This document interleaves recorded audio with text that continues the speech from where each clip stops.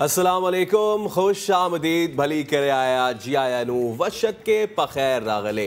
नया दिन के साथ मैं हूँ सैयद फैसल करीम। उम्मीद है आप सब खैरियत से होंगे क्योंकि नई सुबह है, नया आज़म है और इसके साथ हमें आपके साथ कई मौज़ूआत के साथ आज की सबसे पहले अच्छी बात आपको बताते हैं।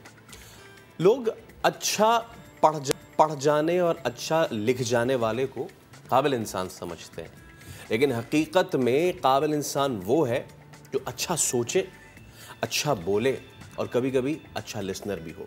तो फिर अच्छा बोलिए, अच्छा सोचिए, अपने पार्टनर या फिर जहाँ पे आप काम करते हैं वहाँ पे गुड लिसनर बनिए, ना कि ब्रैग करें कि मुझे तो ये आता है, मुझे वो आता है। आगे बढ़ते हैं।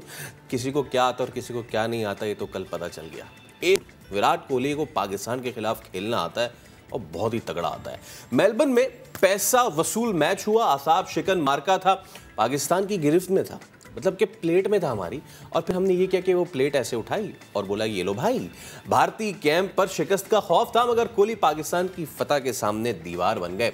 अब कई सवाल जन्म ले रहे हैं कि जी क्या नो बॉल थी, क्या नो बॉल होनी चाहिए थी, क्या नो बॉल नहीं होनी चाहिए थी, और क्या फ्री हिट पे रन मिलना चाहिए था या नहीं मिलना चाहिए था, अगर बोल्ड हो गए तो क्या डेड बॉल थी। ये सारे सवाल हैं। शो में आज हम इस पे तफसील से बात करेंगे और आपको बताएंगे कि व्हाट वाज राइट या फिर क्या गलत था, अगर था भी या नहीं। खैर, पीर मंगल बुध जुमेरात जुम्मा हफ्ता या इतवार कौन सा दिन है टेंशन वाला, लोग किस दिन को ज़्यादा नापसंद करते हैं, ये भी आपको शो में आज बताएंगे। इसके अलावा आप सबको पता है कि आज 24 अक्टूबर बड़ा ही अहम दिन है। आज पोलियो का आलमी दिन। इस दिन मनाने का मकसद दुनिया को इस मूजी वायरस से निजात दिलाना है। तो फिर आए मिलकर अहद करें कि अपने 5 साल से कम उम्र बच्चों को पोलियो से बचाव के खतरे पिलाएंगे। शो में आज इस पे भी हम बात करेंगे। इसके अलावा कोई भी हो खुशी का त्यौहार, अपना केक खुद बनाएं, केक ऐसा कि देखने वाला भी दंग रह जाए। आज शो में कराची की एक ऐसी लड़की से मिलवाएंगे जो केक बनाती हैं 3 डायमेंशन। यार देखें, चॉकलेट फज केक, ब्राउनी और रेड वेलवेट केक और मिल्क केक, बहुत सारे केक हैं। ये 3 डायमेंशन केक क्या है, थोड़ा इंतज़ार कीजिए, आपको दिखाएंगे और थोड़ा थोड़ा खिलाएंगे भी। खूबसूरत नज़र आने के लिए बालों की खूबसूरती बहुत अहमियत रखती है और बाल आपकी कंप्लीट पर्सनालिटी चेंज कर देते हैं। तो अगर आप अपने बालों को मजबूत रखना चाहते हैं, खातिन लंबे रखना चाहती हैं, तो आज का सेगमेंट है भाई आपके लिए बहुत ज़रूरी, क्योंकि आज होंगे हमारे साथ डॉक्टर फौरम मशीर। उनसे बालों के हवाले से बात करेंगे, healthy way, not the other way कि जिसमें आप बहुत ज़्यादा प्रोसेस वगैरह करवाते हैं। खैर, गाड़ियाँ तेज़ दौड़ाएँ, सिग्नल तोड़ें, कानून की खिलाफ वर्जी करें, 50, 100, 200 रुपये दें और जो चाहे करें। आपको ये कुछ हमारा मंजर लग रहा है, हमारा मुल्क का मंजरनामा, कोई रोकने वाला टोकने वाला नहीं है। अभी माजरा क्या है ये इंटरेस्टिंग है, इसके लिए आपको थोड़ा सा इंतज़ार करना पड़ेगा। तो और भी बहुत सारे मौज़ूआत हैं, लेकिन कैसे आई कल आप लोगों को नींद, रात आई भी या नहीं आई? हमें तो नहीं आई भाई, क्योंकि एक अच्छा खासा हाथ का मैच और इस तरीके से, बाय द वे, बहुत हमारे हाथ से स्लिप हो गया था। जब शुरू के 10 ओवर तक तो नहीं समझ में आ रहा था कि हो क्या रहा है, लेकिन उसके बाद उन्होंने परफॉर्म किया जिनसे एक्सपेक्टेशन नहीं थी, और जिनसे एक्सपेक्टेशन थी उन्होंने कल क्या किया। बहुत ज़्यादा बातें करेंगे इस पे। पहले ज़रा आपको रिपोर्ट दिखा देते हैं, फिर इस पे बात करते हैं। देखिए अश्विन, अगर आप वंडर कर रहे हैं कि क्यों इतना पम्प्ड अप हैं, तो कुछ यादें हैं उनकी आखिरी बॉल पे छक्कों की, इस पे हम बात करेंगे। लेकिन पाक भारत मैच के आखिरी ओवर में जो नो बॉल दी गई थी, अंपायर का एक डिसीजन था, इस पर कल से ट्विटर हो, फेसबुक हो या फिर गली मोहल्ले का कोना, हर जगह हर कोई ये बात कर रहा है कि ये नो थी या नहीं थी। अब साबिक ऑस्ट्रेलियन क्रिकेटर है ब्रैड हॉक, उन्होंने भी क्वेश्चन किया है कि नो बॉल के फैसले पर थर्ड अंपायर से क्यों रुजू नहीं किया गया। इस सब पे बात करेंगे। आदिल अजहर हमारे स्पोर्ट्स एनालिस्ट, हमारे स्पोर्ट्स एंड का हमारे साथ मौजूद हैं। आदिल भाई अस्सलाम वालेकुम। वालेकुम अस्सलाम। नींद आई? नींद आई यार, और थोड़ा सा ज़ाहिर है वक्ती तौर से तो बड़ा धचका लगा, और शायद ये भी हुआ कि मुझे गेम सेट मैच के लिए जो है ना वो 5 बजे स्टूडियो पहुंचना था, और मैंने आखिरी ओवर एक्चुअली अपनी गाड़ी में देखा था। सो वो माय सन वो holding the mobile phone for me, और वो हम देख रहे थे। तो शायद मैं उस तरह घर में होता तो शायद मैं उस चीज़ को ज़्यादा तकलीफ मैं फील करता, लेकिन when I was on the road I had to be here time पे, तो शायद मैं उसको उस तरह फील नहीं कर पाया। लेकिन हाँ, इन हाइंडसाइट इसका अफसोस मैच का काफ़ी हुआ। ओके, लेट्स बिगिन विद, बहुत से लोग कह रहे हैं कि जी ऐसा वैसा। मेरा एक क्वेश्चन है, सब साइड में रखें, अश्विन को आखिरी गेंद Nawaz is known for darting the ball in, ठीक है। हमें PSL का एक मैच याद है, ऑल दो के पीछे कप्तान कौन था सबको ये भी याद है, तो बच सकता था ये। नवाज ने बॉल डार्ट नहीं किया, पैर पे नहीं किया, जैसे कि मेरी इससे पहले भी बड़ी शिकायत रही शाहीन शाह अफरीदी से भी या फिर दीगर बॉलर से भी कि जहां अगर आप बॉल उधर से ऊपर से आके कर रहे हैं और आप आगे आपने फील्डर लिया हुआ थर्ड मैन का, तो भाई पीछे ले लें उसको। अगर आप यहाँ सारे सवाल बहुत सारे, बट सबसे पहले यही है कि डार्ट इन कर सकते थे। देखें फैसल, वही बात है कि कहते हैं ना हाइंडसाइट इज 20/20। इस वक्त तो हम ज़ाहिर है बहुत सारी कर सकते हैं, बातें कर सकते हैं, ये भी हो जाता तो वो भी हो जाता, फलाना हो जाता। ईमानदारी की बात है। I mean if you ask me, मैं पाकिस्तान की टीम का फॉर्मेशन देख के थोड़ा सा हैरान हुआ था। ऑस्ट्रेलिया की विकेटों पे हमको फ़ायदा उठाना चाहिए था। We could have gone with one extra pacer, जो मुझे उम्मीद है कि पाकिस्तान अब उस स्ट्रैटेजी के साथ जाएगा। बिकॉज यार इतना डेडवुड कैरी कर रहे हैं अपनी टीम में। हम आसिफ अली की बात करें, हम हैदर ने एक इनिंग न्यूजीलैंड में खेल ली जिसकी वजह से, या फॉर दैट मैटर है आई मीन आसिफ की पिछले 1 साल की अगर आप परफॉर्मेंस पोस्ट वर्ल्ड कप उठा लें तो सिर्फ एक मैच कराची वाला जिसमें उन्होंने 2 छक्के शायद मार दिए थे, क्या उसकी बुनियाद पे वो अब कितना खिलाएंगे आप उनको? उसकी एक लेबिलिटी एक फील्ड में आपके साथ है। Unfortunately it's bad for him. एक खिलाड़ी नहीं चल रहा, हम उसको खिला के, तो अब तो हम ज़ाहिर है हाइंडसाइट में बहुत सारी चीज़ें देख सकते हैं। नवाज ऐसे बॉल कर लेता, ऐसे बॉल कर लेता। 16 रन्स 1 ओवर में सेव करना, फिर भी जहाँ पे विकेट फील्ड बहुत बड़ी है, ये भी हो जाना चाहिए था। लेकिन नवाज ने आपको मैचेस भी जिताए हैं। कल वो नवाज की एक पिक्चर बड़ी मशहूर हो रही है कि वो बिल्कुल गर्दन झुका के जो है वो बैठा हुआ है ड्रेसिंग रूम में, and I felt bad about that. और हम अपने प्रोग्राम में बार बार यही बात करते रहते हैं कि Pakistan badly needs a sports psychologist full time basis पे टीम के साथ, और उसकी नीड इसीलिए ही है। ऐसी सिचुएशन से देखो यार, हम इतने डिसअपॉइंटेड हैं, तो थिंक अबाउट द प्लेयर्स जो कि वो 90, 92 हज़ार, 95 हज़ार, I don't know what's the number. हम सबने मतलब मोहल्ले वाली क्रिकेट भी खेली है और सब पे कोई ना कोई ये टाइम गुजरा होगा कि आखिर में इस तरह का हो जाता है। तो जब बंदा उस वक्त ये फील कर रहा होता है, घर जाने का दिल नहीं कर रहा होता, ऐसे ही है। तो फिर आप सोचें इन प्लेयर्स का क्या होगा। बट इन प्लेयर्स से कुछ हमें लेना नहीं चाहिए, क्रेडिट देना चाहिए। जहाँ पे शुरू में अब बहुत सारे लोग बाबर और रिजवान को क्रिटिसाइज कर रहे थे कि जी कि पता नहीं कैसे खेल रहे हैं, वो तो उनका ओपनर आया तो वहाँ भी अंदाजा हो गया। आसान बैटिंग नहीं, शाहीन का इतना ज़्यादा खौफ था कि दोनों बैट्समैन ने अपना बैकलिफ्ट नॉर्मल से नीचे किया हुआ था। लग रहा था भाई कि क्या सिचुएशन बनी हुई है। शाहीन पे बाद में बात करेंगे, let's talk about batting first. ठीक है जी, बाबर रिजवान शुरू में आके उनके साथ जो भी हुआ, और वो इट वाज लाइक कि पता नहीं क्या हो रहा है। उसके बाद फिर मुझे एक चीज़ समझ में नहीं आई, this 160 could have been easily 180। अगर तो हैदर अली या आसिफ 6-8 रन भी कर जाओ ना आप, लेकिन मुझे समझ में नहीं आ रही। मुझे थोड़ा सा walk me through this. Haider Ali, हाँ देखिए, व्हाट्स द प्रॉब्लम? देखिए हार्दिक पांड्या पे कह रहा था अच्छा ऐसे आउट हो गया। हाँ देखें, वो it was very root of India. बहरहाल ये क्या बोल सकते हैं, ज़रा आप जब जीत जाते हैं, अल्लाह ताला ने वो हर कौम को असल में एक बड़ाई का टाइम दिया हुआ होता है जिसमें वो जो भी एरोगेंस दिखा रहा होता है। एक फेज़ चल रहा है, बट हमें ये भी पता है कि हर उरूज को एक जवाल भी होता है। देखिए हैदर के कोच सभी अज़हर जो हैं वो पिंडी में एक एकेडमी चलाते हैं, और उनसे हम पिछले हफ्ते ही बात कर रहे थे। और मैंने भी उनसे हैदर के हवाले से बात की थी स्पेसिफिकली। हमें ये पता है Haider has all the shots, he is very powerfully build. आप कभी हैदर को देखेंगे भी तो आपको अंदाज़ा होगा कि for his age is actually, अपनी यंग एज से वो बड़ा पावरफुली बिल्ड बंदा है।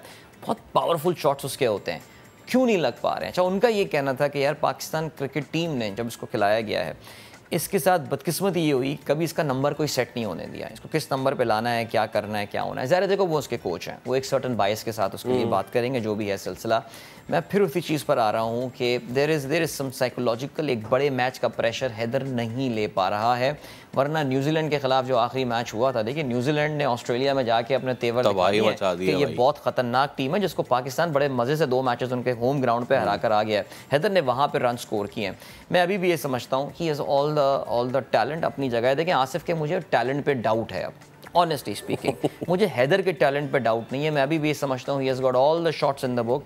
आसिफ का एक रिलीज शॉट होता है जिस पे उसको बाउंड्रीज मिलती हैं, ठीक है, जो उस पर छक्का वक्का वो मारता है। आप उसके सारे छक्के निकाल के देख लें, वो एक मखसूस किस्म का एक उनका बैक लेफ्ट होगा और एक मखसूस शॉट उनका होता है। क्रीज पे खड़े खड़े थोड़ा पीछे होना, एग्जैक्टली वो क्लियर करते हैं अपना फ्रंट फुट, और वहाँ पे उनका जिस तरह रज़ाक एक ज़माने में मारा जैसे कि आप कह रहे हैं, ज़रा देख लेते हैं, क्योंकि आसिफ फैसलाबाद से ताल्लुक़ रखते हैं। फैसलाबाद की जुगतें बड़ी मशहूर है।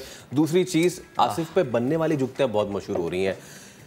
एक बार फिर देखा, मैं एक बार फिर देखना चाहता हूँ ये आपको, हम एक बार फिर दिखाते हैं। ये आए, इन्होंने मतलब पता ही नहीं 160 की बॉल थी क्या, पता ही नहीं चला आसिफ को कि कल ये हुआ क्या। मुझे बड़ा अफसोस भी हुआ, बड़े ही टेलेंडर के अंदाज से आसिफ जो है ना वो आउट हुए। उनको ये पता ही नहीं था कि वो डक करेंगे, बॉल को जाने देंगे, इसको वो पुल करेंगे। अगर आप देखिए, या देखें, आपको ये अंदाजा हो रहा होगा कि ये 3-4 शॉट्स में ये कंफ्यूजन में नजर आ रहा है कि मैं बॉल को जाने दूं या मैं इसको पुल करूं, क्या करूं। 1 सेकंड का टाइम होता है। अच्छे बड़े और छोटे प्लेयर की पहचान यही होती है कि वो उस 1 सेकंड में क्या, लेस देन 1 सेकंड में क्या डिसीजन लेता है। मेरा ये ख्याल है। देखें, आप पता है, देखें फैसल जो एक बार बात, मैं अभी अपना रेडियो शो कर रहा था और बार ये बात बोल रहा था कि प्लीज़ चैंपियंस ट्रॉफी 2017 को अपने दिमाग में लेकर आए। इंडिया से हम बुरी तरह हारे थे पहला मैच, ठीक है। यहाँ तो मैं ये समझता हूँ कि आई थिंक वो जो एक साइकोलॉजिकल बैरियर इंडिया के खिलाफ था ना, वो हमने ख़त्म कर दिया। हम बिल्कुल उनकी इंडिया को हम मैन टू मैन मैच करते हैं इस वक्त, इसमें कोई शक नहीं है। 19-20 की बात थी कल, वो नो बॉल जिस पे हम ऑफ कोर्स बात करेंगे, नहीं होती तो शायद पाकिस्तान ये मैच जीत भी जाता, एक अलग सिचुएशन होती। लेकिन there is an entire world cup out there, और पाकिस्तान की जो खुशकिस्मती है वो ये है कि हमारा एक निस्बतन हल्का ग्रुप है, यानी जिसमें हमारे पास जिम्बाब्वे है, नेदरलैंड्स और बांग्लादेश। वो ग्रुप ऑफ डेथ बन गया है। उसमें एक टीम के अलावा, जिसको आयरलैंड को अगर आप हल्की टीम लेना चाहें, बाकी 5 तगड़ी टीमें वहाँ पर खेल रही हैं। सो पाकिस्तान साउथ अफ्रीका का मैच जो SCG में 3 नवंबर को होगा, it becomes a sort of a virtual quarter final for Pakistan, unless south Africa के प्लान्स इंडिया के खिलाफ कुछ खतरनाक हो जाते हैं। सो हमारा ग्रुप इतना मुश्किल नहीं है। Let us focus on qualifying for the semifinal. Please come out of this defeat. Com को भी निकलना पड़ेगा इससे, और खिलाड़ियों को भी। इंडिया से आसान नहीं होती है डिफीट अगेंस्ट साउथ अफ्रीका, तो एक क्वार्टर फाइनल की तैयार कर गया। हम बॉलिंग की बात करते हैं और उस नो बॉल की भी बात करेंगे। Then there were crucial wides as well. इस सब पे बात करेंगे। छोटा सा ब्रेक ले रहे हैं, stay with us. Welcome back to Naya Din. हम बात कर रहे हैं कल के मैच की, और फैंस के लिए तो इट वाज एवरीथिंग। उसमें शुरू में विकेटें भी गिरी, फिर बीच में बहुत ज़्यादा बाउंड्रीज भी आई, एक अच्छा टारगेट सेट हुआ, फिर दोबारा इंडिया की विकेटें गिरी, फिर उन्होंने बड़ा अच्छा कम बैक किया, फिर पाकिस्तान ने कम बैक किया। So it was a seesaw of the match. लेकिन ऐसे मैचेस को जीतना इसलिए ज़रूरी है अदील, क्योंकि इससे एक तो आगे का मोमेंटम बनता है। वो वाली चीज़ तो छोड़ दें कि जी peaking at the right moment, peaking at the right moment. अभी आगे के लिए साउथ अफ्रीका का मैच हमारे लिए बिल्कुल ये क्वार्टर फाइनल बन गया। But again talking about the bowling, Shaheen Shah Afridi Afghanistan के मैच में जो एक स्विंग हुआ था वो बड़ा ज़बरदस्त हुआ था, और everyone was like yes we can do it now.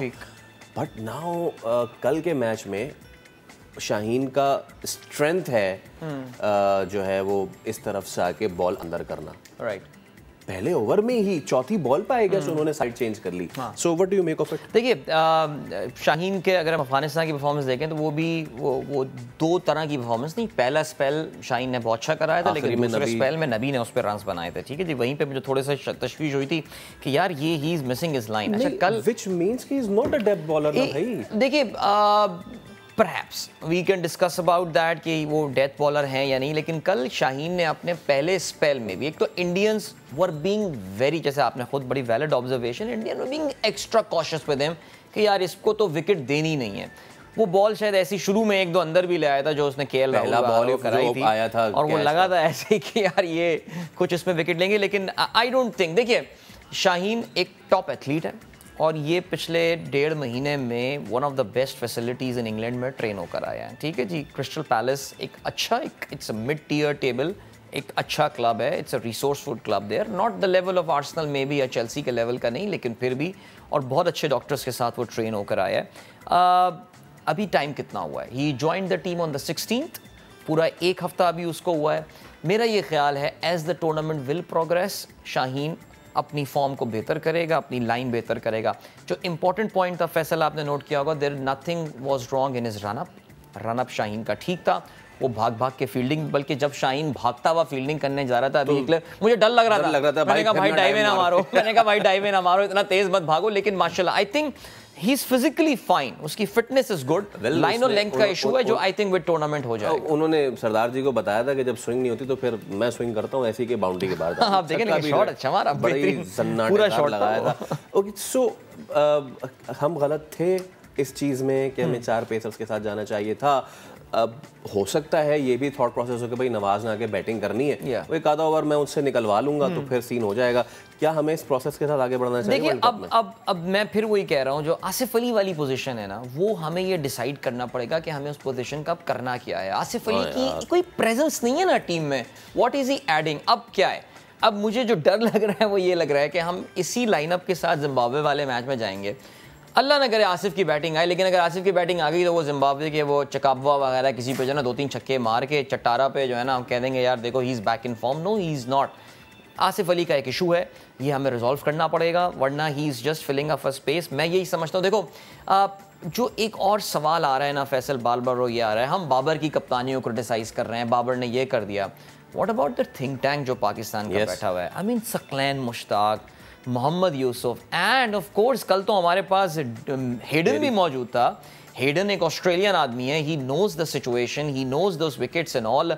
खैर एनीवे, कल हमारे कादिर ख्वाजा से भी सिडनी मेलबर्न में बात हो रही थी और मैंने कहा यार क्या हु इज़ अश्योरिंग यू, किसने कहा है कि बाबर के पास या मैसेजेस आ रहे हैं वो उनको मान रहा है ऑन द फील्ड, वो कर भी रहा है उनको। Babar is a very powerful captain, उसको जिस लेवल की सपोर्ट रमीज़ की तरफ से मिली हुई है वो शायद पाकिस्तान के बहुत सारे कप्तानों को नहीं मिली। इस पे एक पूरी कॉम्प्रिहेंसिव डिबेट है और ये इसके लिए पूरा अलग शो रिक्वायर्ड है। आखिर में मैं चाहूंगा जरा नो बॉल पे बात कर लें। बहुत सा ह्यू एंड क्राई है कि जी होना चाहिए नहीं होना चाहिए, and then the free hit वाला, दोनों चीजों पे भाई क्या? देखिए मेरी quick take on both the things. सबसे पहले हम बात करते हैं नो बॉल के हवाले से। वो कॉल अगर नो बॉल नहीं भी थी या नो बॉल थी भी, ये ऑन फील्ड को कॉल नहीं लेनी चाहिए थी। ऑप्टिक्स पॉइंट ऑफ व्यू से it has looked very bad, because no ball जब भी आती है आप जानते हैं अंपायर का एक रिफ्लेक्स सेक्शन होता है। The moment he sees that, वो लेग अंपायर जो है ना वो उसको बोल देता है कि यार, और वहां से फिर अंपायर इशारा कर देता है नो बॉल और फ्री हिट का इशारा कर देता है ना। लेग अंपायर ने ऐसा किया, it was only when Virat Kohli protested, उसने जो है ना वो जाके एरास्मस और वो दूसरा अंपायर उन्होंने डिसाइड किया कि ये नो बॉल है। Point number 1। हमने जब रिप्ले देख लिया हमने ये भी देख लिया that Virat Kohli was not in the normal batting position, उसको आगे निकला था, उसका बैकफुट भी क्रीज पे ऑन द लाइन था, this should have gone. Brad Hogg का ट्वीट बिल्कुल ठीक था, इवन दो बाद में ही try to make a comeback. ये नो बॉल थर्ड अंपायर को जानी चाहिए थी। टाइम हमारे पास खत्म हो चुका है, बट थैंक तो जी मैच हम हार गए, but there is a whole world cup to play, तो लेट्स बी पॉजिटिव। और ये जीत इसलिए भी ज़रूरी थी, ये जीत एक टीम के खिलाफ नहीं बल्कि उस हेजेमनी और पैसे के घमंड के खिलाफ हमें जीत हासिल करनी चाहिए थी। तो ये कहता है कि नहीं आ रहे खेलने, क्या करोगे? अभी एक ब्रेक लेने दोबारा हाजिर होंगे, हमारे साथ आइए। Welcome back. इससे पहले कि आगे बढ़े, एक अहम डेवलपमेंट आपके साथ शेयर करने के लिए। जूनियर जजेस की सुप्रीम कोर्ट में मुमकिन तकर्री के खिलाफ सिंध भर में वकला हड़ताल पे हैं। वकला ने सिंध हाई कोर्ट की मेन और एनेक्सी बिल्डिंग के दाखिली दरवाजे भी बंद कर दिए हैं। तो मामला है कुछ ऐसा कि जूनियर जजेस की सुप्रीम कोर्ट में मुमकिन तकर्री है, ऐसे में इसके खिलाफ सिंध भर में वकला जो है वो कर रहे हैं हड़ताल, और वकला ने सिंध हाई कोर्ट की मेन और एनेक्सी बिल्डिंग के दाखिली दरवाजे बंद कर दिए हैं। और कुछ वकला ज़बरदस्ती गेट खोलकर हाई कोर्ट की मेन बिल्डिंग में दाखिल भी हुए। बार एसोसिएशन की अपील पर कुछ जजेस कमरा अदालत से अपने चेंबर में वापस चले गए हैं और चीफ जस्टिस हाई कोर्ट से बार एसोसिएशन की केसेस की समाअत मुलतवी करने की अपील भी की गई है, जिस पर chief justice Sindh high court ने समाअत मुलतवी करने से इनकार कर दिया है। बात करेंगे अपने नुमाइंदे इरफानुल हक से। जी इरफान। देखिए, सिंध बार काउंसिल ने एक अपील की थी जिसमें सिंध भर की अदालतों में हड़ताल की अपील की गई थी। वकला से आज सुबह बड़े दिलचस्प सूरत हाल हुई है। जो वकला रहनुमा है सिंध हाई कोर्ट बार के अहदेदार हैं, उन्होंने सिंध हाई कोर्ट की तमाम के जो मरकजी दरवाजे हैं वो बंद कर दिए थे ताकि वकला और सालीन दाखिल ना हो सके। इस मौके पर कुछ वकला से अहदेदारों की तलफलामी भी हुई। ताहम जो वकला रहनुमा है अब वो chief justice of Sindh high court के पास पहुंचे हैं, उनसे दरख्वास्त की कि उन्होंने कि वो अगर केसेस चलाना ही चाहते हैं तो अहम केसेस चैम्बर में चला लें, हमारी हड़ताल है, और इस मौके पर समाअत मुलतवी कर दी जाए। चीफ जस्टिस के बाद दूसरे जो जजेस हैं उन्होंने भी, सीनियर जजेस ने ये इस बात से इनकार किया कि वो उठकर चैम्बर में चले जाएं और बेशतर कोर्ट में इस वक्त समाअत जारी है। बहुत शुक्रिया इरफान। जैसे कि अपने इब्तदाई में हमने आपको बताया था कि आज दुनिया भर में पोलियो से हिफाजत का दिन मनाया जा रहा है। इस वक्त दुनिया में चंद ममालिक में पोलियो का मरज़ बाकी रह गया, जिनमें पाकिस्तान भी शामिल है। पाकिस्तान में इस साल भी पोलियो के केसेस सामने आए। इस पर बात करने के लिए हमारे साथ मौजूद हैं chief coordinator polio doctor Shahzad Asif Baig साहब। डॉक्टर साहब अस्सलाम वालेकुम, thank you so much for your time. Pakistan में पोलियो को शिकस्त देने के लिए मुसलसल मुहिम जारी है, लेकिन यही देखा जाता है सर कि बेहतरीन हिकमत अमली और पोलियो कैंपेन के बावजूद केसेस जो है वो कहीं ना कहीं से रिपोर्ट हो जाते हैं, तो उस पर क्या कहेंगे आप? जी वालेकुम अस्सलाम। इस साल पाकिस्तान में हमने पोलियो की 8 कैंपेन्स की हैं और आज से हम एक पोलियो की एक और मुहिम शुरू कर रहे हैं। तो इसके बावजूद अगर केसेस रिपोर्ट हो रहे हैं तो उसकी जो चंद वजूहात हैं उनमें एक तो ये है कि हर मुहिम में कुछ बच्चे ऐसे रह जाते हैं जिनको जो सेम बच्चे हम हर राउंड में मिस कर रहे हैं और सेम बच्चे हम हर राउंड में वैक्सीनेट कर रहे हैं। तो वो जो अनवैक्सीनेटेड बच्चे जो इनकार करते हैं, जिनको वैक्सीन के बारे में थोड़ी सी रिजर्वेशन होती हैं, उनमें वायरस सर्वाइव कर जाता है और कैंपेन ख़त्म होने के बाद दूसरी लोगों में दोबारा फैलना शुरू हो जाता है। दूसरा, मैं यहाँ ये भी बावर कराना चाहता हूँ कि इन सब चीज़ों के बावजूद अगरचे पाकिस्तान में पोलियो के 20 केसेस रिपोर्ट हुए हैं, लेकिन एक तो ये कि वो 15 महीने के वक्फे के बाद रिपोर्ट हुए हैं और वो सब के सब केसेस जो हैं वो एक मखसूस इलाके में, साउथ केपी में, नॉर्थ वज़ीरिस्तान में तकरीबन 20 किलोमीटर का एक इलाका है जहाँ पे 17 केसेस रिपोर्ट हुए हैं और 2 केसेस जो हैं वो लक्की मरवत और एक केस जो है वो साउथ वज़ीरिस्तान में वैक्सीन रिपोर्ट हुआ है। और ये वो इलाके हैं जहाँ पे ऑब्वियसली हमारी कैंपेन्स की क्वालिटी अच्छी नहीं है, सिक्योरिटी के इश्यूज हैं, ख़वातीन की कमी है जो हमारी पोलियो टीमों में शामिल होकर घर घर जा सकें। अफ़गानिस्तान के साथ ये एरियाज बॉर्डर करते हैं, पॉपुलेशन मूवमेंट बहुत ज़्यादा है बिटवीन पाकिस्तान एंड अफ़गानिस्तान और फिर यही लोग जो हैं ये उन इलाकों से कोयटा, कराची, लाहौर, रावलपिंडी भी बहुत ज़्यादा ट्रैवल करते हैं।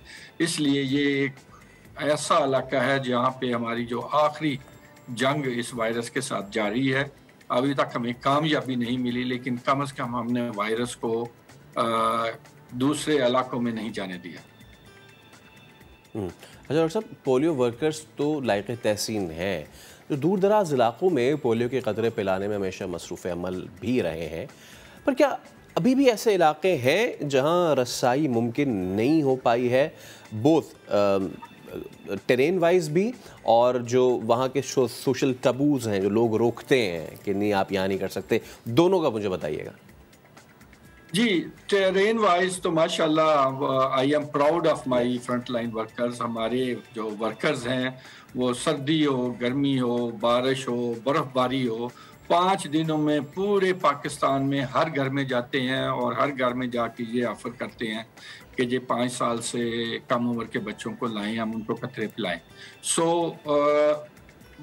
उस तरह की एक्सेसिबिलिटी का इशू नहीं है, लेकिन हर कैंपेन में जैसा कि मैंने कहा कि north Waziristan, south Waziristan, tank और डेरा इस्माइल खां में कुछ ऐसे इलाके हैं जहाँ पे कैंपेन के दौरान कोई ऐसा इंसिडेंट हो जाता है जिसकी वजह से हमारे वर्कर्स में एक खौफ हरास की कैफियत पैदा हो जाती है। तो या तो वो वहाँ जाने से इनकार कर देते हैं या अगर वो वहाँ जाते हैं तो वो इतने कंफर्टेबल नहीं होते, इसलिए उनका वो जो काम करने का अंदाज या क्वालिटी ऑफ वर्क इतनी अच्छी नहीं होती और जल्दी जल्दी में किए काम में वो रिविजिट्स नहीं करते, जिसकी वजह से कुछ बच्चे रह जाते हैं। यहाँ पे मैं एक और चीज़ भी आपकी हाईलाइट करना चाहता हूँ कि पोलियो प्रोग्राम में अभी तक हमारे 50 से ज़्यादा शहीदों ने अपनी जानों का नजराना दिया है, जिसमें पुलिस वाले भी शामिल हैं और हमारी ख्वातीन फ्रंट लाइन वर्कर्स भी शामिल है। लिहाजा हमारी जिम्मेदारी है कि हम उनके उस नजराने को कबूल करें और ये इसी तरह हो सकता है कि हम जिस मकसद के लिए उन्होंने अपनी जानें दी हैं उस मकसद में कामयाबी हासिल करें और पाकिस्तान को पोलियो फ्री बनाएं। ठीक है डॉक्टर साहब, thank you so much for your time. और आज हम अपने यही आप सबको जो देख रहे हैं यही पैगाम देना चाहते हैं, गो कि आप दूर दराज इलाकों से हों तो अपनी सोच वसी करें, डॉक्टर से रुजू करें और देखें कि this is not something bad, ये आपके मुस्तकबिल के लिए। और जो लोग जो पढ़े लिखे भी हैं और जो ये समझते हैं कि जी एक बार लगवाने से वजह से नहीं, द इशू इज़ कि जब तक आपका बच्चा 5 साल तक का नहीं हो जाता तब तक आपने पोलियो वैक्सीन लगानी, क्योंकि ये मेरे और आपके इस मुल्क के मुस्तक़बिल का मामला है। आगे बढ़ते हैं। हफ्ता गया, इतवार गया और पीर आ गया। अब तो काम पर जाना होगा, स्कूल पहुंचना होगा, एक रश सड़कों पर लगा होगा। पीर के बारे में सारी दुनिया में कुछ ऐसे ही जज्बात पाए जाते हैं। बेचारा पीर करे तो क्या करे। इन एहसासात को गिनीज वर्ल्ड रिकॉर्ड वालों ने एक जगह कर दिया और पीर को हफ्ते का सबसे टेंशन वाला दिन करार दिया है। राबिया कंवल ने इस पर एक रिपोर्ट तैयार की है, बड़ी दिलचस्प, आपको दिखाते हैं। छुट्टी खत्म, काम शुरू, ये है पीर का दिन। दुनिया भर के लोगों के जज्बात देखते हुए गिनीज वर्ल्ड रिकॉर्ड्स ने पीर को हफ्ते का सबसे बुरा दिन करार दे दिया है। बस पोस्ट लगाने की देर थी, ट्विटर सार्फिन ने दिल की भड़ास निकालना शुरू कर दी। एक ने लिखा कि पीर का दिन इसी का मुस्तहिक है। एक और सारिफ ने लिखा कि पीर को सबसे बुरा दिन करार देने में इतनी देर क्यों कर दी। जिमी ने कहा इसीलिए वो पीर को छुट्टी करते हैं। और एक दिल जले ने कहा कि सोमवार के खिलाफ पिटीशन फाइल की जाए ताकि अगला मंडे आने से पहले इस पर पाबंदी लग जाए। तो दुनिया भर में पीर ने बुरा दिन होने का रिकॉर्ड बना लिया है। हमारे मुल्क में लोग क्या कहते हैं? हमारे नुमाइंदे खुर्शीद आलम ने अवाम की राय लेने की कोशिश की है, आइए आपको दिखाते हैं। गिनीज बुक के सर्वे के मुताबिक दुनिया में ज्यादातर लोगों को पीर का दिन अच्छा नहीं लगता। हम कराची में मालूम करेंगे कि यहाँ के लोगों को कौन सा दिन नापसंद है और उसकी वजह वो क्या बयान करते हैं। आपको कौन सा दिन सबसे ज्यादा बुरा लगता है और उसकी वजह क्या है? अस्सलाम वालेकुम। मुझे एक्चुअली मंडे बुरा लगता है बिकॉज माइंड में एक सोच होती है कि अब पूरा वर्किंग वीक हमें काम करना पड़ेगा, 5 डेज इन अ वीक हमें काम करना पड़ेगा, तो इसलिए मंडे। हमें सबसे बुरा दिन जो लगता है वो मंडे का लगता है। वो इसलिए क्योंकि हम 2 दिन रिलैक्स होते हैं और उसके बाद हमें पता होता है कि भाई मंडे को सुबह उठ के हमें काम पे जाना है। बतौर डॉक्टर आपको कौन सा दिन सबसे ज्यादा नापसंद है? मेरे लिए भी पीर का दिन सबसे ज़्यादा मुश्किल होता है, क्योंकि जब आप एक लंबा वीकेंड करके गुजरते हैं और वापस आपको पता हो कि उस ज़िंदगी में जाना है जहाँ पे सिर्फ काम है, तो ज़िंदगी गुजारना और ज़िंदगी की नई शुरुआत करना मैं समझता हूँ बड़ा मुश्किल काम है। संडे की शाम से ही शुरू हो जाता है कि यार कल मंडे, कल से फिर से वही रूटीन में आ जाएंगे, कॉलेज जाना है, कोचिंग जाना है, पढ़ना है। संडे ये कि शाम तक तो बहुत रिलैक्सिंग रहता है, लेकिन मगरिब के बाद थोड़ा सा हम रूटीन में आना शुरू होते हैं कि बच्चों के बैग सेट करने हैं, हमने लंच में कल क्या देना है। तो फिर वो जब मंडे आता है ना, तो फिर मंडे थोड़ा सा अच्छा नहीं लग रहा होता। हैरतअंगेज तौर पर शहर कायद के बासियों को भी पीर का दिन अच्छा नहीं लगता। कहते हैं 2 छुट्टियों के बाद काम पर जाने को जी नहीं चाहता। कैमरामैन मोहसिन अली के साथ खुर्शीद आलम, समा, कराची। हाय बेचारा मंडे, लेकिन क्या करें, अब मंडे है तो गुजारना ही है, तो फिर क्यों ना हम इस मंडे को अच्छी तरीके से गुजारें। और अच्छी तरीके से गुजारने का एक तरीका है कि कुछ मीठा खाया जाए। ब्रेक के बाद 3D केक आपके लिए लेके आएंगे, स्टे विद अस।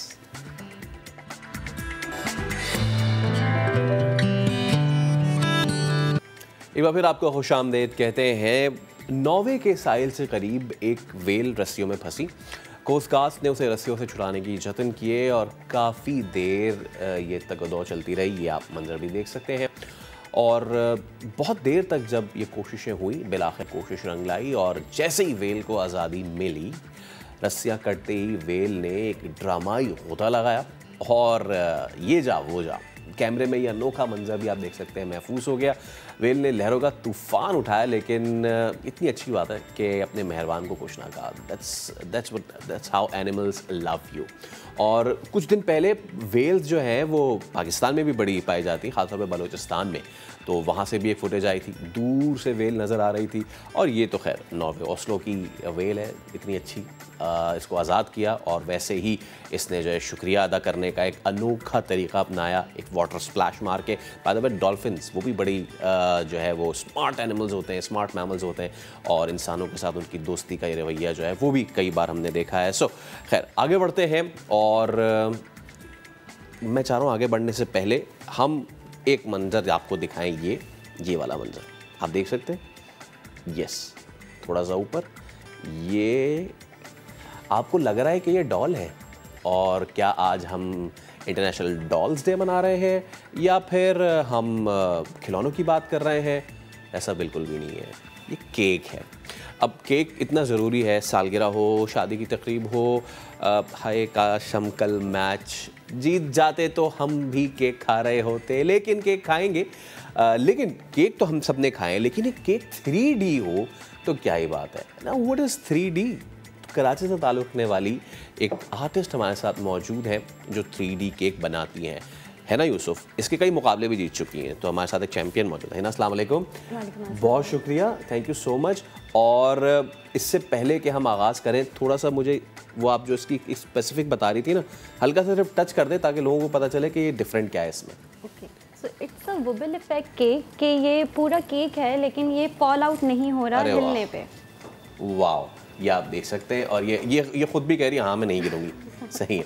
तो है ना, ये 3D केक क्या है, क्या कॉन्सेप्ट है, ज़रा बताएं। अच्छा, 3D केक इट्स लाइक के they look like a realistic art and actual में ये एक मतलब एडिबल आर्ट होता है जो कि लगता है कि ये आर्ट है लेकिन कोई पहचानेगा नहीं, ये खाने की चीज़ है। सो इट्स अ 3D केक के मतलब पहचान में नहीं आता कि ये केक है या फिर खाने की चीज़ है। वाह। और कितनी तैयारी में इसमें टाइम लगता है आपको? It takes lot of time and lot of मेहनत, क्योंकि इसमें जो ये केक्स होते हैं इसमें प्रॉपर इसकी मैपिंग होती है, स्ट्रक्चर बनता है, कैलकुलेशंस होती है। In fact it's a proper science की इसमें हम प्रॉपर इसमें 1 इंच या 1 ग्राम भी हम इसको बढ़ा नहीं सकते कि ये डिसबैलेंस हो जाएगा या फिर कुछ भी हो सकता है। सो इसमें बहुत टाइम लगता है, 1 हफ्ता इस केक में ही मुझे इसकी कैलकुलेशन करने में, इसकी टेक्निक्स को वो करने में, बनाने में ऑलमोस्ट 1 हफ्ता तो मुझे जस्ट लगा इसको। वो केक बनाने में नहीं, केक का स्ट्रक्चर बनाने में, उसकी मैपिंग करने में, और उसमें थोड़ा टाइम लगता है। ओके, यानी कि इसकी तैयारी के लिए आपको जो है इतना टाइम लगता है। और जब आप सब ये कर लेती हैं उसके बाद बेकिंग एंड ये डेकोरेशन सारा इस प्रोसेस में, क्योंकि बेक तो हो गया, जस्ट अ 1 डे गेम, एक दिन में या आप ये जितने नए नक्श हैं इसके वो 1 दिन में बन जाते हैं। क्या ही बात है। अच्छा, नाउ ये जो हमने केक्स देखे हैं ऑल अराउंड द वर्ल्ड के जो हकीकत से बिल्कुल जो है वो मैच करते हैं, कोई किसी डिज़ाइन का बना रहा है, कोई किसी डिज़ाइन का बना रहा है, लेकिन ये जो है आपका 3D और ये जो मूवेबल है, ये क्या कॉन्सेप्ट है भाई, और ये कहीं और हो रहा है दुनिया में? ये एक्चुअली पाकिस्तान में तो I guess I am the first one who is trying this cake. अच्छा। क्योंकि अभी तक मैंने किसी को ये चीज़ बनाते हुए नहीं देखी, और मुझे भी ये आइडिया वहाँ से आया जो बच्चों के खिलौने होते हैं, नॉर्मली हम कार्स के अंदर देख रहे होते हैं, एक छोटा सा टॉय रखा हुआ होता है जो यूं यूं करके वुबल कर रहा होता है। सो उससे मैंने इंस्पिरेशन ली कि I can convert this effect in a cake. So उससे फिर मैंने ये केक जो है अपना दिमाग लगाया, टेक्निक्स देखी। एक्चुअली इसकी टेक्निक्स मुझे यूट्यूब पे या फिर जो भी इंटरनेट होता है वहाँ पे भी नहीं मिली कि ये यहाँ ये इसकी टेक्निक्स नहीं थी। तो ये thanks to my brother in law जिन्होंने मेरे साथ इसका स्ट्रक्चर बनवाया। उन्होंने मतलब he is very good at structure, so उन्होंने मुझे गाइड किया, उन्होंने मुझे बताया कि ये इस तरह से हम इसको मैनेज कर सकते हैं। So that is how it. ये आपने पहला बनाया है या इससे पहले बना चुकी हैं, कितने बना चुकी हैं और कितने डिज़ाइन बना चुकी हैं, सब बताएं। एक्चुअली मेरा काम जो है ना आर्टिस्टिक वर्क ही है। मैं मतलब I love to create a creative cake, मतलब क्रिएटिव बेकिंग जो है वो बेसिकली मेरा पैशन है। सो मैं अगर केक बनाती हूँ तो मैं इसी तरह की कोशिश करती हूँ कि मैं कुछ ऐसी ही चीज़ बनाऊँ जो अभी तक, या दी वॉबलिंग वन या फिर जो 3D होते हैं, ग्रेविटी केक्स होते हैं जिसपे एक स्टिक के ऊपर आप इतना बड़ा केक जो है वो स्टैंड कर देते हैं। सो उस तरह की चीज़ें जो है मैं आई लव टू मतलब पिक कोई न्यू चीज़ मार्केट में लेके आना है ना। ये जो केक मेकिंग है ये एक ऐसी आर्ट है जो दुनिया में इससे लोग बहुत कमा रहे हैं, ठीक है। अच्छा मुझे बताएं, पाकिस्तान में हमारा पहला टैलेंट कैसा है, और दूसरा क्या हम इस फील्ड को अभी तक उतना एक्सप्लॉइट कर पाएँ जितना करना चाहिए था? मेरे हिसाब से अभी तक इसे और एक्सप्लोर होना है इस फील्ड को, क्योंकि अभी तक मैंने इतना देखा नहीं है कि अच्छा मैं अगर 3D की ही बात करूं तो पाकिस्तान में बहुत कम लोग हैं जो 3D या ग्रेविटी केक्स बना रहे हैं, क्योंकि ये रिस्की होता है केक्स को बनाना, और ज़ाहिर प्रोफेशनल होना इसके लिए ज़रूरी है, एक्सपीरियंस होना आपका ज़रूरी है इसमें, कि आपके पास एक्सपीरियंस होगा तभी आप इस तरह के रिस्की केक्स को हैंडल कर सकते हैं। और टैलेंट तो माशाल्लाह बहुत है वैसे, अगर पाकिस्तान को देखा जाए तो टैलेंट तो हर घर में है। अगर हम कोरोना की बात करें, जो कोविड आया तो उसमें हमारे पास बेकिंग की फील्ड में इतना टैलेंट निकल के आया है कि मतलब घरेलू ख़वातीन जो हैं उन्होंने घर से बैठ के इतने अच्छे केक्स बनाए हैं। So that is okay. अब ज़रा कुछ माल पाने की बात कर लें। कितना इसमें आपकी कॉस्ट आ जाती है, and then what's your margin, कितने में सेल आउट हो जाता है? Okay, So these are the most expensive cakes, but I must say कि these are worth buying क्योंकि this is something new. कोई मतलब हम यूजुअली देख रहे होते हैं कि कस्टमाइज केक का भी अब बहुत फैशन आ गया है, हर कोई बनवा रहा होता है, लेकिन these are the cakes जो हर कोई नहीं बनवा रहा होता। एक तो क्योंकि ये एक्सपेंसिव है और इसमें कॉस्ट की अगर बात की जाए तो ये अच्छी खासी कॉस्ट आ जाती है। इसमें आई गेस हमारा प्रॉफिट इतना नहीं होता जितना इसमें हमारी कॉस्ट चली जाती है। ओके, लेकिन फिर भी आप कुछ तो बताएं ना, ताकि कुछ बंदे को अंदाज़ा हो कि अगर इतनी मेहनत है, या फिर अगर कोई बैठा घर देख रहा है और उसने कहा कि चलो यार लेट मी ट्राई कि मैं इससे कितना मुनाफा अर्न कर लूँ, तो फिर क्या है? इट डिपेंड्स कि आप किस तरह का मटेरियल यूज़ कर रहे हैं और मतलब क्या प्रोडक्ट आप दे रहे हैं, तो इट फ्लक्चुएट। अगर मैं एक स्पेसिफिक अमाउंट बताऊँ तो 15+, 10+। ओके, यानी 15,000 तक का आपको वो हो जाता है। एंड देन सेल आउट कितने में हो जाता है ये? सेल आउट जो है वो आई गेस ये सेल आउट की अमाउंट ही मैं आपको बता रही हूँ। ओके, इसमें प्रॉफिट मार्जिन जो है बहुत कम होता है लेकिन। अच्छा, यानी कि मैं अंदाज़ा लगा लूँ 10-12 की इसकी मेकिंग एंड देन 15 की सेल। ओके, ठीक है। अच्छा, ये वॉबलिंग वाला आर्ट, मज़ीद इसमें आपके क्या क्या आइडियाज़ हैं, मज़ीद क्या क्या करना चाहती हैं, और क्या लोग इसको करते हैं ऑर्डर, कितना ज़्यादा करते हैं, ये बताइए। अच्छा, ये चीज़ जो है अभी तक किसी ने ऑर्डर नहीं की क्योंकि ये मैंने अभी तक लॉन्च किया नहीं है। फर्स्ट टाइम आपके शो में बना के लेके आई हूँ। क्या बात है। सो अब मैं इसको लॉन्च करूँगी तो क्या रिस्पॉन्स आता है, लेकिन आई मस्ट से कि people attract on different things, क्योंकि वो अट्रैक्ट कर रहे होते हैं कुछ यूनिक चीज़ पे, तो इंशाल्लाह इसका रिस्पॉन्स अच्छा आने वाला है। राइट, तो इसके लिए हम आपको बेस्ट ऑफ लक विश करते हैं। और एक बार फिर मैं चाहूँगा कि आप ज़रा दिखा दें कि ये केक क्यों डिफरेंट है। ये केक भाई साहब इसलिए डिफरेंट है क्योंकि अगर आप इससे जो सवाल करेंगे ये हाँ में जवाब देगा। हाँ, बिल्कुल ठीक है।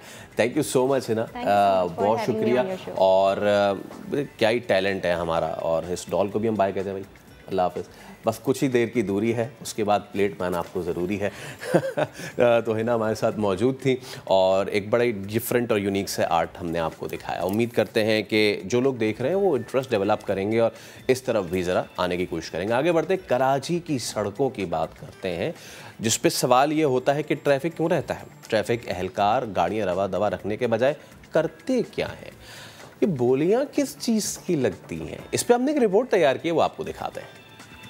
200 वाला 100 में, 200 वाला 100 में, आयो ले लो ले लो ले लो। 500 वाली पेटी 200 में, 500 वाली पेटी 200 में। कराची के इलाके सदर में ये आवाजें आपने सुनी होंगी, 100 का 2 दर्जन। लेकिन इस पर ट्रैफिक पुलिस वाले भी अमल करते हैं। कैसे, अभी समझाता हूँ।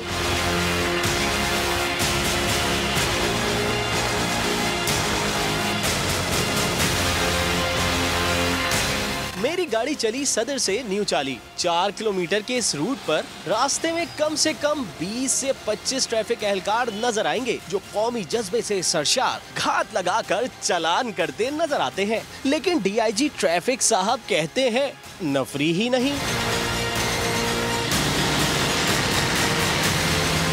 कराची की जितना वसी सड़कों का नेटवर्क है, उस लिहाज से ये तादाद वैसे ही कम है।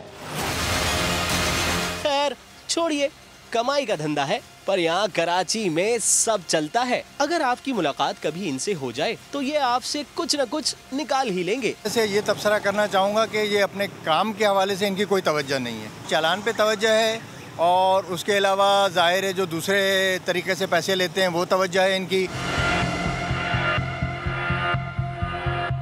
क्योंकि इनके मुताबिक 19 ऐसे रूल्स हैं जिसकी कानून में कोई सजा ही मुकर्रर नहीं, और जिसमें 500 रुपए जुर्माना तो बनता ही है। कुछ वायलेशंस ऐसी हो सकती हैं कि जिसके लिए स्पेसिफिकली उसमें कोई कोड सेपरेट प्रोवाइडेड नहीं है, तो उसको इस वायलेशन के तहत, इस कोड के तहत चालान किया जाता है। ट्रैफिक एहलकारों की दिहाड़ी सिर्फ इसी पर नहीं चलती। 2020 में कराची के शहरियों से 2 अरब रुपए के चालान वसूल किए गए। 2021 में अचानक शहरी सुधर गए, रकम आधे से भी कम जमा हुई, यानी सिर्फ 90 करोड़। क्या वाकई ऐसा हुआ? ट्रैफिक फाइन जमा होता है, उसमें से एक परसेंटेज है जो इन्फोर्समेंट ऑफिसर्स है उनको दी जाती है। तमाम जो चालान की कार्रवाई है उसको रिकॉर्ड करते हैं अपने चलानी के अमल की शफाफियत को बरकरार रखने के लिए। DIG साहब फरमाते हैं कि जब हम चालान करते हैं तो उसकी वीडियो बनती है, तो वीडियो बनाते हुए नहीं देखा। और असल में इस वक्त जो है ना हर जगह सिग्नल नहीं चलते तो उस वीडियो क्रॉस में आती। आम पे एक बैंड लगा होगा EO का, उस पर इन्फोर्समेंट ऑफिसर लिखा होता है। तो जो आम बैंड जिसके पास है और जिसके पास इलेक्ट्रॉनिक मशीन है वही चालान का इख्तियार रखता है और वही चालान करता है। SO साहब चालान करेंगे, इसका कागज़ इसके कंप्लीट नहीं है, रफ ड्राइविंग करता हुआ रहा था, परमिट इसके पास नहीं है सर, लाइसेंस इसके पास नहीं है, इसके पास मशीन नहीं है, चलिए SO के पास के SO साहब के पास है। अगर उसके पास मशीन है आप दिखा दें मुझे। कितने पैसे लिए थे इससे? पैसे तो उसको वापस।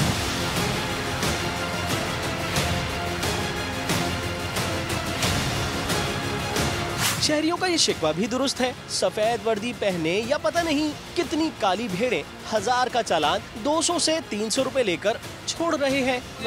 रक्शे वाले खड़े होते हैं, वो खड़े होते हैं तो उसमें तो परेशानी होती है ना, तो फिर जाहिर सी बात है उनको भी खर्चा पानी चाहिए होता है उस चीज़ में। तंग करते हैं, कोई ना कोई चालान करते रहते हैं। चालान अगर 140 का होता तो 1000 रुपये का चालान करते हैं। उनसे यही कहते हैं कि सर चालान कम कर दे, कह रहे यहीं पे भर दो। यहाँ भरने का तरीका ये होता है कि 140 का चालान वो 500 रुपये हमसे मांगते हैं। पैसा तो चालान नहीं देते। तो कितने पैसे मांगते हैं? 100 रुपये 100 रुपये 100। और जो चालान इस साल हुए जरा उन पर भी एक नजर डालिए। क्या आप मान सकते हैं कराची की भरी बसों के सिर्फ 655 चालान हुए। स्कूल बस के लिए ना रुकने पर 5 चालान, खतरनाक तरीके से दरवाजा खोलने पर 146 चालान, बिला जरूरत हॉर्न बजाने पर 3 चालान। कराची की टूटी सड़कों पर 1804 चालान ओवर स्पीड पर हुए। कराची पुलिस को सिर्फ 37 गाड़ियां, रक्शे ऐसे मिले जिनमें मीटर नहीं। मोटरसाइकिलों के साइड मिरर ना होने पर 8 चालान हुए। कराची में आम सी बात है, अगर आप इन सब से बचना चाहते हैं तो आप पुलिस एहलकार से सेटिंग कर लें और फिर आप 100 इक़साम के रूल्स खिलाफ वर्जियों पर जुर्मानों से बच सकते हैं। ये ऐसा टॉपिक है जिस पे बहुत बात होने की ज़रूरत है और आगे चल के कभी करेंगे इस पे, क्योंकि हम सब इसके अफेक्ट ही रहे हैं जो कराची में रहा है। ज़िला सरगोदा की बात करें तो उसके देही इलाकों में चोरी डकैती की वारदातों को रोकने के लिए मुहाफ़िज़ स्क्वाड गश्त का आगाज़ कर दिया गया। बात करेंगे अपने नुमाइंदे नदीम खान से। नदीम, बताइए इस हवाले से। ये बिल्कुल पुलिस का है फ़र्ज़ मदद आपकी। ज़िला में जो है चोरी और डकैती की बढ़ती हुई वारदातों को काबू करने के लिए मोटरवे की तरफ जो दही इलाके हैं वहाँ पर जो है गश्त का निज़ाम बेहतर बनाने के लिए सरगोदा पुलिस ने अब जो है मोटरसाइकिल स्क्वाड जो है उसका जो है गश्त शुरू कर दिया गया। इस हवाले से पुलिस लाइन में एक तकरीब हुई है। DPO सरगोदा तारिक अजीज़ हमारे साथ मौजूद हैं, उनसे पूछते हैं कि इसका क्या मकसद है जो देहातों में जो गश्त शुरू किया गया है, इस हवाले से बताइएगा। देही इलाकों में इससे कबल मोटरसाइकिल पेट्रोलिंग का उतना रुझान नहीं था और ये हिस्सा पुलिस में पुलिसिंग के हवाले से, जराइम के खात्मा के हवाले से खासा कम इसको तवज्जो दी गई थी। इस हवाले से अभी हमारी जो प्रायोरिटी है वो देही इलाका जात हैं। बिल्कुल, जैसा कि आपने DPO साहब की बात सुनी कि जराइम के खात्मा के लिए पुलिस मुख्तलिफ इक़दाम कर रही है। शहरियों को भी चाहिए कि वो पुलिस के साथ तावन करें ताकि जराइम का जो है खात्मा किया जा सके। ऑडियो लीक की तहकीकात के लिए जुडिशल कमीशन बनाने का मामला सुप्रीम कोर्ट ने इमरान खान की दरख्वास्त एतराज़ात लगाकर वापस कर दी। बात करेंगे अब नुमाइंदे ज़ुल्क़रनैन इकबाल से। ज़ुल्क़रनैन, क्या एतराज़ात लगाए गए, बताइए। बुनियादी तौर पर 6 एतराज़ात लगाए हैं इमरान खान की दरखास्त के ऊपर, जिसमें पहला एतराज़ ये है कि आर्टिकल 184(3) की जो गैर मामूली दायरे इख्तियार है वो क्यों अदालत इस्तेमाल करे। इस हवाले से दरखास्त में वजाहत नहीं की गई। साथ ही साथ ये भी कहा गया कि इमरान खान ने किसी मुतलका फोरम से रुजू नहीं किया। ना ही दरखास्त में ये वाज़े किया गया है कि किस तरह से ये बुनियादी हकूक का और मुफादे अमा का मामला है जिस पर आर्टिकल 184(3) की जो जुरिस्डिक्शन है उसको इस्तेमाल किया जाए। साथ ही साथ ये भी एतराज़ में कहा गया है कि जो सर्टिफिकेट दरखास्त के साथ लगाए गए हैं वो सुप्रीम कोर्ट रूल्स के मुताबिक नहीं है। इसलिए इन एतराज़ात को आयद करते हुए रजिस्ट्रार ऑफिस ने चेयरमैन तहरीक इंसाफ को आर्टिकल इसकी तहकीकात के लिए दायर उनकी दरखास्त वापस कर दी है। जी, बहुत शुक्रिया ज़ुल्क़रनैन आपका। एक ब्रेक ले रहे हैं, स्टे विद अस।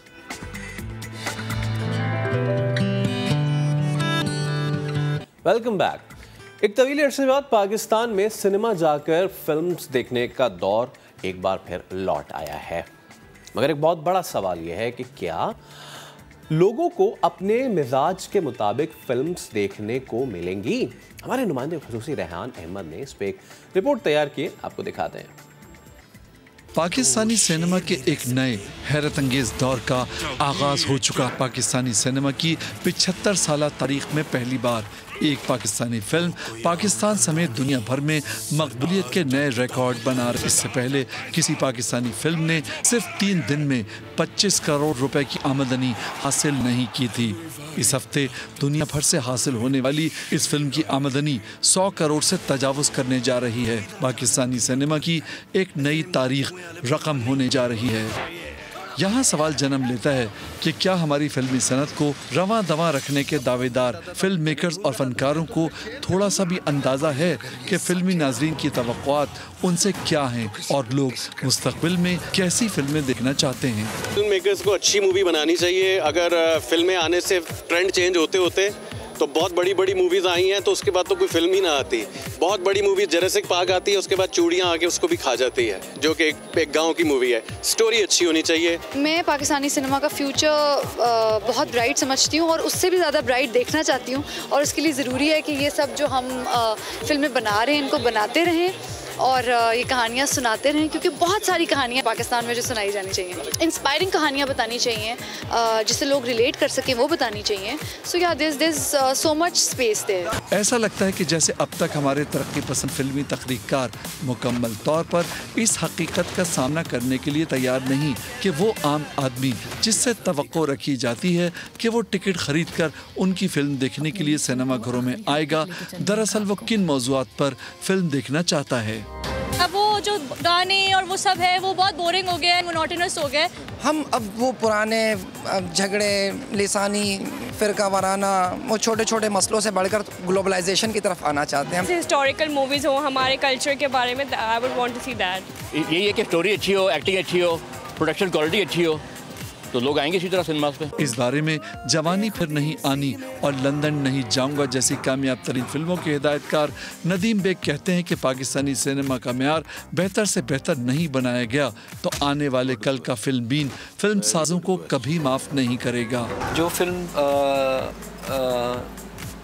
सिनेमा के लिए बनेगी, that has to be larger than life, that has to be something bigger, जो आपको सिनेमा तक खींच के ले जाएगी और 1200 टिकट आप खर्चेंगे उसके ऊपर। अगर बहुत रिवायती होगी तो लोग नहीं आएंगे।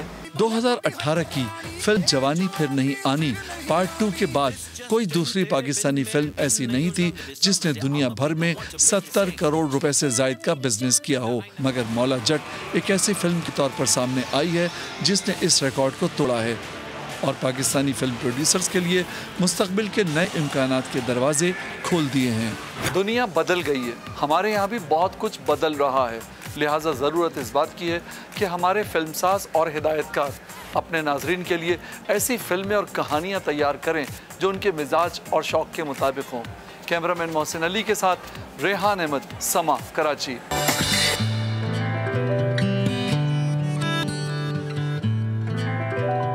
Welcome back. अक्सर इश्तिहार आपने सुने होंगे, मेरे घने लंबे बालों का राज। क्या है वो राज? बाय द वे ये राज नहीं है, ये तो सिर्फ आपको बताया जाता है कि ये राज है। मेहनत है सर, और ये मेहनत है आपकी अपनी। ये मेहनत डाइट से शुरू होती है और ये मेहनत जो है वो आपके प्रोडक्ट्स तक जाती है, और ये मेहनत इस पे भी डिपेंड करती है कि आप खुद कितना ख्याल रखते हैं रादर देन गोइंग अननेचुरल। तो अब ख़ातीन हो या मर्द हो, दोनों जो हैं, दोनों की पर्सनैलिटी बालों से बहुत ज़्यादा इफ़ेक्ट होती है और बहुत ज़्यादा निखार उसमें आता है, या फिर बहुत ज़्यादा इफ़ेक्ट होती है आपको। लंबे बाल, घने बाल और जिसको कहते हैं थिक, उसका हेल्दी होना। और सिर्फ बाल नहीं, आज हम डॉक्टर खुर्रम हमारे साथ मौजूद है। मैं कितना मैं उसकी डॉक्टर खुर्रम हमारे साथ मौजूद है। कैसे खुर्रम भाई? आज हम सिर्फ इस हेयर की नहीं बल्कि इसके जो रूट है ना, स्कैल्प, इसकी भी बात करेंगे। तो कैसे हैं आप? बिल्कुल ठीक ठाक, आप बताइए। बड़े फ्रेश लग रहे हैं माशाल्लाह। इसके पीछे एक राज है ना। बिल्कुल ठीक, इसके पीछे 18 दिनों का राज है। 18, वो बड़ा उस राज को डिस्कस करेंगे, बड़ा जबरदस्त राज नजर आ रहा है। ठीक है। अच्छा, आपने बड़ा जबरदस्त इंट्रोडक्शन दिया कि सिर्फ ये लोग बाल की बात करते हैं, है। अच्छा ये नहीं देखते कि जो बाल जहाँ से आ रहे हैं, अच्छा आप कभी बात करते हैं, आपको कोई क्रीम देता हूँ मैं साथ में तेल के मिला के कि जी उस पर लिखा होता है स्किन, अच्छा लोग बड़े परेशान, नहीं आप बालों के लिए दे रहे हैं, ये तो स्किन लिखा हुआ है। तो भाई आपके बाल ये देखिए स्किन ही है ना, एक तो बाल भी स्किन ही है एक्सटेंशन, और जहाँ से बाल आ रहे हैं वो भी स्किन है जी। तो अगर वो हेल्दी होगी तो आपके बाल अच्छे होंगे। अच्छा सेकंड चीज़ आपने बड़ी इंपॉर्टेंट, आपने इतनी इंपॉर्टेंट बात की जी लोग, अच्छा मैं कहता हूँ जी आप डाइट अच्छी लें, दूध पिया करें, फ्रूट,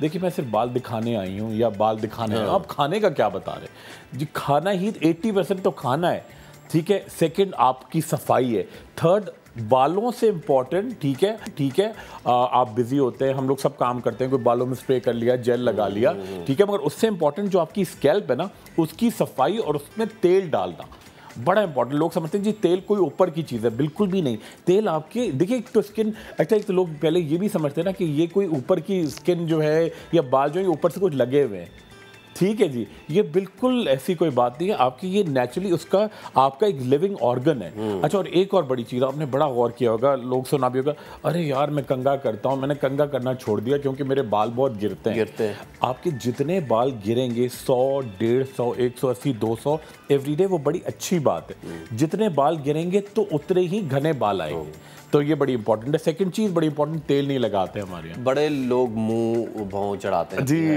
तेल लगाना फिर उसको धोना पड़ेगा, अरे भाई रात को तेल लगा लो। अच्छा एक मिथ बना हुआ है जी, ओवरनाइट लगाया तो सारे पोर्स क्लॉग हो जाएंगे, भाई पूरी रात लगाया। आप देखें नानियाँ दादियाँ कितना तेल लगा दी थी और उनके बाल देखे, ठीक है। और सेकंड चीज़ देखें, सबसे इंपॉर्टेंट हम लोग समझते हैं जी महंगा खाना खाएंगे ना, वो फ़ोन करके महंगे तरीन खाने होंगे तो बाल अच्छे होंगे, बिल्कुल भी नहीं।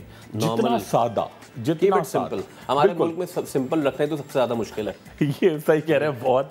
तो फिर आज क्या कुछ है खुरम भाई? जी आज बिल्कुल आज सिर्फ बालों की बात करेंगे, बाल खोरे की बात करेंगे। अच्छा एक बड़ा इंपॉर्टेंट, लोग देखिए बार बार डिस्कस होता है, स्किन के लिए भी PRP होता है, बालों के लिए भी PRP। अच्छा PRP का 80% आप देखें रिजल्ट ऐसा सच नहीं आता, क्योंकि उसमें आपका ब्लड निकालते हैं, ठीक है, RBCs अलग करते हैं, प्लाज्मा आपको इंजेक्ट करते हैं, उसकी बड़ी कॉम्प्लिकेशंस भी हैं। तो आज हम एक इंजेक्शन भी दिखाएंगे, लगाएंगे नहीं, प्रोटीन का, जिससे आपके बाल बहुत घने होंगे। तेल आपको एक बनाना सिखाएंगे, उसके इंग्रेडिएंट्स दिखाएंगे और विटामिन। ठीक है। अच्छा खुरम भाई, हम अब ड्रप मैं आपको कर रहा हूँ सॉरी, लेकिन एक इस्लामाबाद हाईकोर्ट ने इमरान खान की नाअहली का फैसला आज ही मुअत्तल करने की इस्तदा मुस्तरद कर दी है। इमरान खान को रजिस्ट्रार ऑफिस के एतराज़ात 3 दिन में ख़त्म करने की हिदायत की गई है। मज़ीद जानेंगे अपने नुमाइंदे सोहेल रशीद से। जी सोहेल। देखिए इमरान खान ने चैलेंज किया था अपनी नाअहली का फैसला इलेक्शन कमीशन से, और आज इस पर पहली समाअत थी जिसमें ये इस्तदा की गई थी कि इलेक्शन कमीशन का फैसला फौरी तौर पर मुअत्तल किया जाए, लेकिन इस इस्तदा को इस्लामाबाद हाईकोर्ट ने मुस्तरद कर दिया है। और इस बुनियाद पर मुस्तरद किया है कि चीफ जस्टिस ने रिमार्क किए कि अदालत के सामने अभी तक फैसले की तस्दीकशुदा कापी मौजूद नहीं है, और जो मुख्तार ऑर्डर की कापी लगाई गई है वो भी साइंड नहीं है, उस पर भी किसी की दस्तखत नहीं है। तो हम कोई गलत नज़ीर नहीं बनाना चाहते कि हम एक कापी जब सामने मौजूद ही नहीं तो उसको मुअत्तल कर दें, क्योंकि इलेक्शन कमीशन ने फैसला हमारे सामने नहीं सुनाया। बैरिस्टर अली जफर इमरान खान की जानिब से पेश हुए थे और उनका ये मौक़िफ़ था कि सियासी तौर पर हमें नुकसान पहुंच रहा है और इमरान खान ने आगे ज़िमनी इलेक्शन भी लड़ने हैं और उसे रोका जा रहा है। इस पर चीफ जस्टिस ने यह वाज़ेह किया कि इलेक्शन कमीशन का जो फैसला है उससे इमरान खान नए इलेक्शन के लिए नाअहल नहीं हुए। जिस सीट पर पहले मुंतखब थे सिर्फ उससे डिफीट हुए हैं, सिर्फ उसकी हद तक नाअहल थे। अब हिदायत की गई है इमरान खान को कि 3 दिन के अंदर जो रजिस्ट्रार ऑफिस ने एतराज़ ऐड किया था कि इलेक्शन कमीशन के फैसले की कापी मौजूद नहीं, उसको दूर किया जाए, और ये तवक्को ज़ाहिर की अदालत ने कि इलेक्शन कमीशन कापी जल्द दे देगा। ठीक है सुहेल, आपका बहुत शुक्रिया। ओके, तो कुछ देर पहले तो खुरम यहाँ सोफे पे थे और कुछ ही देर बाद खुरम जो है वो किचन में आ चुके, तो मैं भी चलता हूँ किचन के आने। या तो खुरम भाई आज जो हम बात कर रहे हैं that's about the hair and each and everything. तो जी ओके, बहुत सारी चीज़ें हैं आपके पास, बहुत सारी चीज़ें। देखिए और मैं आज बड़ा अच्छा सा तेल बनाएंगे और लोग बड़ा खुश महसूस करें। देखिए पहले तो एक ये हमारे कैमरे में फोकस करेंगे, एक ज़ोरदार ब्लास्ट होगा, ठीक है, ये देखें, ये मैं दोबारा करके ये देखिए, ये एक ब्लास्ट होगा। इसके अंदर क्या है, ये तेल के अंदर एक दफ़ा मेरे ख्याल में मुझे और ज़रा थोड़ा सा इसको ये देखिए, अब देखिएगा धमाका। तो जी हाँ, ये बिल्कुल धमाका, ये बात, ये देखिए इसके अंदर बहुत सारी आपको जड़ी बूटियाँ, आपको इसके अंदर इमली की फोक, ठीक है, बादाम की खली, सागुदाना, रतन जौ, इसके अंदर है ये देखिए मुलेठी, कुदरत से भरपूर चीज़ है, ठीक है। अच्छा ये तेल, और इसके अंदर जो बना हुआ है 3 तेलों के अंदर है, मीठे बादाम का तेल है, और नारियल का तेल है, और आंवले का तेल है, ठीक है। अच्छा ये देखिए तेल को हम ये देखिए, ये आप देखेंगे इसमें सब चीज़ें मैं इसमें खाली करके, ये देखिए आप देखते जाएंगे इसमें ये सब पूरी बॉटल, राइट, ठीक है जी। अच्छा ये बॉटल के साथ साथ जब हमने पूरा तेल डाला, ये तेल आपका पूरा महीने के लिए, इससे क्या होगा, एक तो बाल खोरा आपका गायब, डैंड्रफ ख़त्म, आपके 2 मुँहे बाल। अच्छा लगता है बहुत सारी लड़कियों की शिकायत होती है कि जी मेरे बालों में लगता है कि बम फटा हुआ है, डबल एजेस आ रहे हैं, ठीक है वो। अच्छा अब 1 चमचा हम डालेंगे या तो सुरमा, ठीक है, सुरमा अगर नहीं मिलता तो कोई बात नहीं, आप 1 चमचा चाय की पत्ती भी डाल सकते हैं, ब्लैक वाली, ठीक है, बिल्कुल तकरीबन भर के नहीं, इतनी। अच्छा एक क्रीम मैं बिल्कुल इसमें ऐड करूँगा, पूरे पाकिस्तान में आराम से मिल जाएगी आपको, कराची से लेके कश्मीर तक। अच्छा जी ये है प्रिटी ग्लो के नाम से। इसमें क्या होता है कि देखिए है तो स्किन की, लोग फिर वही परेशान होते हैं स्किन की क्रीम है, ठीक है, मगर इसके अंदर है टी ट्री ऑयल जो आपके बालों को बहुत घना करते हैं। अच्छा क्रीम कितनी निकालनी है, जितना टूथब्रश में हम टूथपेस्ट निकालते हैं, ठीक है, ये देखिए इतनी क्रीम निकालेंगे ये, ठीक है, इतनी काफ़ी होगी, सही, ठीक है, ये क्रीम। अच्छा ये टी ट्री ऑयल हो गया, आंवला, और उसके अंदर हमने लिया जी मीठे बादाम का तेल, नारियल का तेल। अच्छा उसके अंदर कलौंजी, अजवाइन, रतन जौ, मुलेठी, बादाम की खली, ठीक है, तमाम चीज़ें मिक्स की, और इसके अंदर हमने की 1 चमचा चाय की पत्ती, और ऐड किया जी या सुरमा, ठीक है, इसको हम ब्लेंड करेंगे।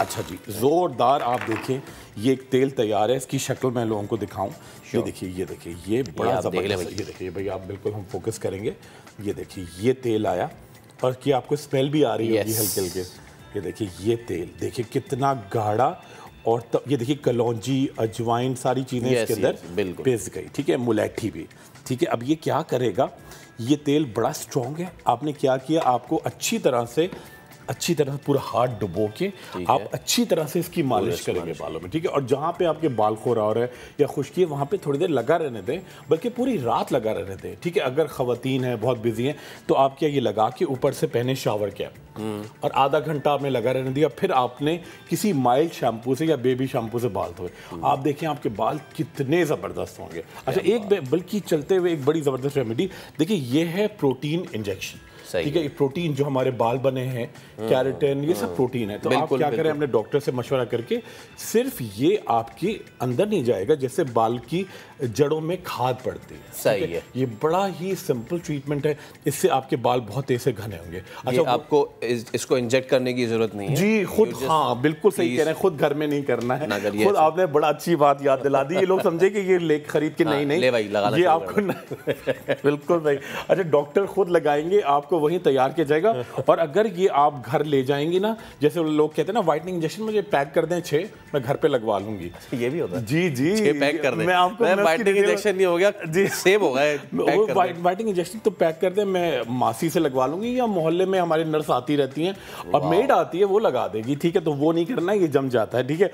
और एक आप देखिए सोहेल, किसी भी हम इसको जाके किसी भी हमारे वेयर को एक विटामिन देंगे हम तोहफे में कि ये खाएं ट्वाइस अ डे, डाइट अच्छी लें, और जैसे आपने डाइट का बताया, और अपना जितना आप देखिए कराची में अभी जो भी सूरत हाल है सड़कों की या मिट्टी है, उसके बावजूद सुबह उठ के अगर आप आधा घंटा वॉक करते हैं तो आपके बाल बहुत जबरदस्त, राइट। तो फिर जनाब अली ये आपने देखा, मैं चाहूंगा खुरम भाई एक बार और जी बिल्कुल बिल्कुल उसका एक रिव्यू देखें, देखिए बल्कि तेल को मैं और देखिए इसको और ज्यादा हम फोकस, ये देखिए इसके पूरा आप कलर देखेंगे और चीजें देखेंगे इसमें, ठीक है, ये कितना गाढ़ा तेल, ये देखिए चीजें ऊपर से ये सारी पेस गई, ठीक है जी।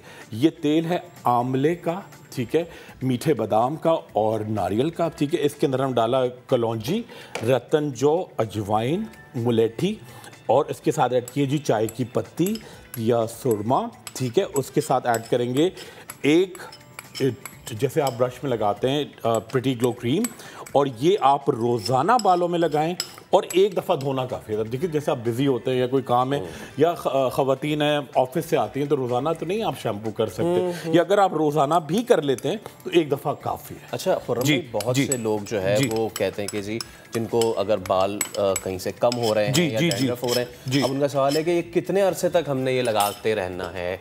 ये बड़े इंपॉर्टेंट सवाल। देखिए एक तो मेंटेनेंस बहुत ज़रूरी है। एक दफ़ा आपने बाल अच्छी तरह हासिल कर लिए, आ भी गए, तो उसके बाद आपको छोड़ना नहीं है। आप रोज़ नहीं करें, ट्वाइस अ वीक करें, थ्राइस अ वीक करें।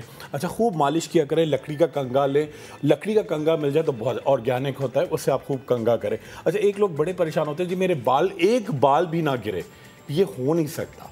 100 अच्छा लोग इसके बाद भी बहस करते हैं, मैंने कहा नहीं आपके 100-150 बाल गिरते, नहीं 175 गिरे थे, वो गिन के आते, तो 175 भी गिर जाएं तो कोई परेशानी की बात नहीं है। जितने बाल गिरेंगे उतने अच्छे बाल आएंगे। आप देखिए आप दरख्त देखते हैं इस मौसम में कि जो दरख्त ज़्यादा पत्ते गिराएगा वो फिर उसी की ग्रोथ अच्छी हो। तो फिर भाइयों और बहनों मत डरें कि अगर आप पे इतने फॉल हो रहा है, अगर आपको ज़्यादा इशू हो रहा है, आपके पास ये ऑयल है जो जिनको डैंड्रफ हो रहा है ख़ासतौर पे इस वेदर में बड़ा हो जाता है, वो इसको करें यूज़। और विटामिन आप तोहफे में देंगे किसी भी हमारे नाज़रीन में से। ओके तो भाई ये एम विटामिनो ये जो है बड़ा ज़रूरी होता है। Diet is also very important आपके। थैंक यू सो मच, बहुत शुक्रिया, तो आज के शो से इतना ही, दीजिए इजाज़त। अपना ख्याल रखें और अपने बालों का बहुत ख्याल रखें। अल्लाह हाफ़िज़।